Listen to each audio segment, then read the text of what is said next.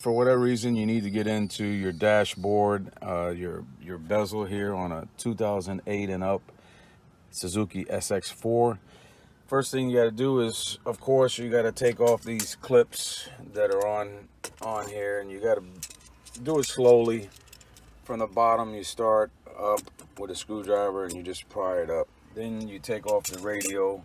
It has 4 bolts, right? And then you take off these 2 bolts for this, and you just pull it up and back. Put that on the side. For this dashboard, it just pops right out.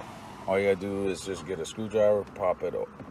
Screwdriver here, pop it open, and a screwdriver here, pop it open, and it comes right out. There you go.